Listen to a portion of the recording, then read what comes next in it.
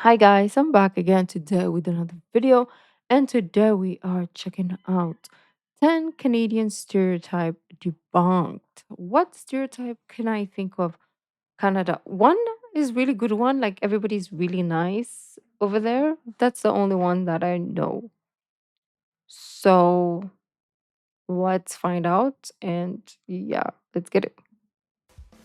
Come along as we investigate the elusive, often misunderstood, mysterious people of the Great White North. Welcome to WatchMojo.com, and today we're counting down our picks for the top 10 stereotypes of Canada. Before we Mhm. begin, we publish new videos every day, so be sure to subscribe for more great content. For this list, we're looking at the most popular myths and most widespread stereotypes about Canada and Canadians. This is all in good fun, of course. So if you don't like it, take off, hoser. Well, after you get some free penicillin compliments of the Socialist Republic of Canada. Wait, really? Number 10. Canadians live off of Tim Hortons. Here I am in the most Canadian place in the universe, Tim Hortons, around the corner I've from the never Hockey heard Hall this. of Fame. Geez, you get one big coffee franchise in your country and the whole world starts thinking it's your primary source of sustenance. It's true, few chains are more prolific in the Great White North than Tim Hortons. As of 2013, Canada's homegrown coffee franchise had over 3,000 locations nationwide, more than double the 1,400 McDonald's Wow. franchises in the country in 2014. But while What? Tim's reigns supreme when it comes to double doubles, ice caps, bagels, and donuts, Canadians don't really go there for their meals. Even so, Timmy's is inextricably linked to Canadiana. After all, Timmy's. there's nothing more Canadian than a fast food restaurant founded by a hockey player. Aw. You're nuttier than a Tim Hortons maple log. Timmy! Number 9. All Canadians are or dress like lumberjacks. Canada's lumber Now that I industry think about is it. a big one, playing a major role in the country's economy. But they've kept up with technological advancements, and therefore very little actual axe swinging takes place. You likely have many machine operators and sawmill workers, but outside of lumberjack That is competitions, techers. very few people Techers. employed in the logging industry would call themselves lumberjacks, unless they're trying to get laid. However, lumberjack fashion is a bit more of a gray area. We're all for the plaid shirts, cozy scarves, and well-worn jeans. Plus, lumber beards are great during those long Canadian winters. Bring on the lumber sexuals, eh? Number 8. What? All Canadian police officers wear Mountie uniforms. Oh, shit! The What? Royal Canadian Mounted Police, folks. Please have your passports and declaration forms out and ready. On the subject of Canadian fashion, most cops in Canada dress similarly to their American counterparts. They're the boys and girls I've never in seen blue. Canadian police. Sure, Dudley Do-Right was a Mountie and helped popularize that particular garb, but he's far from representative of law enforcement across the nation. The baggy on top, straight at the bottom dark blue pants, called jodhpurs, bright red jacket, and campaign hat are only worn by the Royal Canadian Mounted Police, or Mounties for short.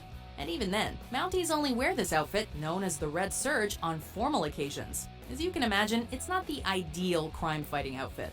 For day-to-day operations, they sport much more conventional police attire. Many of you are wondering what's wrong with my pants. Well, they started running short of material right before they got to the knees, so don't give me any shit. Number 7. Canadians put maple syrup on everything. Okay, this one I've heard. This one I've heard. I think it's true, but we'll see. Don't give me any shit. Number 7. Canadians put maple syrup on everything. I happen to know everything there is to know about maple syrup. I love maple syrup. I love maple syrup on pancakes. I love it on pizza. I like to take maple syrup and put a little bit in my hair when I've had a rough week. What do you think holds it up, Slick? Maple syrup is Makes delicious. sense. Given that it comes from maple trees and that the maple leaf is the symbol of Canada, Canadians have no one to blame but themselves for this stereotype. The average Canadian Oh, probably gosh. wouldn't be caught dead putting pancake syrup on their flapjacks or waffles. That What? artificial stuff is pretty much sacrilege in syrup country. But most Canadians aren't taking shots of maple syrup and whiskey at the bar, or mixing it into their breakfast cereal either. Maple syrup is much more of a Quebec obsession than a Canada-wide one. But even in that province, tourists visiting from abroad are much more likely to abuse the sweet stuff than locals. Number 6. What are we doing? Canadians have pet polar bears, moose, and or beavers. Our this characters have one. pet beavers. No. Contrary to popular belief, Canadians are not master exotic pet wranglers. Keeping a polar bear is like keeping a pet lion or tiger. as in it's a terrible idea for the average Yeah. individual, and the quickest route to the ER or morgue. Moose, which can grow up to 5 feet tall, weigh up to 1,600 pounds, and walk away from an accident with an SUV, would make equally terrible pets.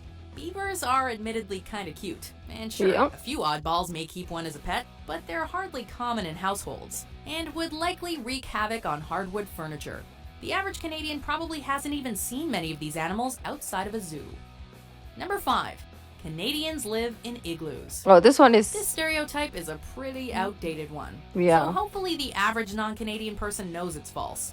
But to any remaining believers, you realize that Canadians have electricity, right?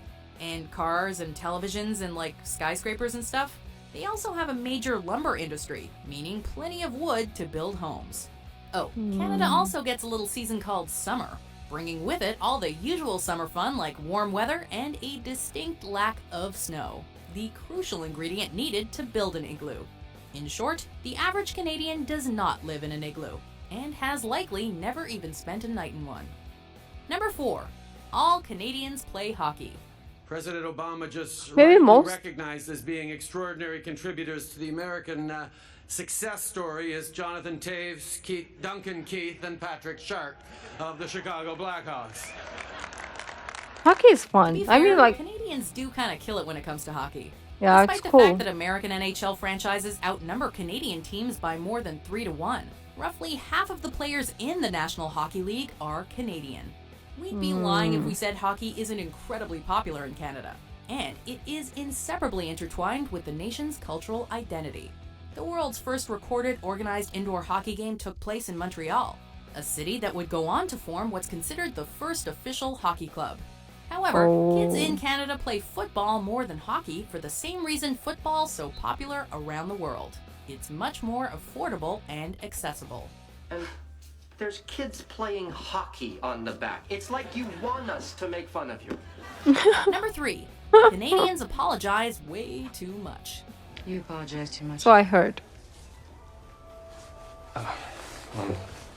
Sorry about that. Wouldn't the world be a better place if this were true, not only in Canada but everywhere? Imagine a society where people always took responsibility for things rather than passing the buck. Sadly, this overly apologetic utopia remains a fantasy, even in Canada. Yes, Canadians do apologize a lot, often saying sorry instead of excuse me. If two Canadians bump into one another, they're both likely to apologize. But this tendency to constantly apologize, or the accompanying myth that all Canadians are super nice, is only limited to benign situations. That's what I knew. boots to you. Sorry. Sorry. We're gonna gouge your eyes out and Sorry. get your head in. Sorry. Canadians still argue, have road rage, get into fights, and stubbornly refuse to apologize. Any visitors would do well to remember that. Sorry, but it's the truth. Take off, hoser. That's it.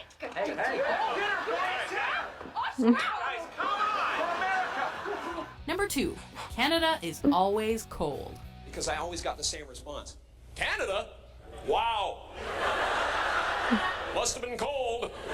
We already touched on this when setting the whole igloo thing straight, but Canada is not an eternally frigid wasteland of ice and snow. Psycho Man, what you smoking? I'm not smoking. I'm breathing. Yes, the sparsely populated far north Whoa, is quite showing cold, them. like it literally reaches into the Arctic. And across the board, Canadian winters can result in many feet or centimeters of snow, as well as months upon months of sub-zero temperatures. But Canadian summers get plenty hot. The average high during the summer months in major Canadian cities like Montreal and Toronto reaches into the high 70s and low 80s, or for you Canadians out there, the high 20s and low 30s. No one's gonna call Canada a tropical paradise, but always cold is an unfair assessment of its weather. Number 1. All Canadians say a lot. Oh, Eh? I see. Yeah, looks like you got some water leakage. You might need a hose, eh? Jose, Roberto, whatever. If you got some Latinos up here that can fix cars, that'd be great. No, I mean, it looks like you need a part, eh? Well, yeah, when it's fixed, we can celebrate, but let's deal with first things first. Some Canadians do say a quite often. But a quick tip for travelers. They don't find it interesting when you point it out.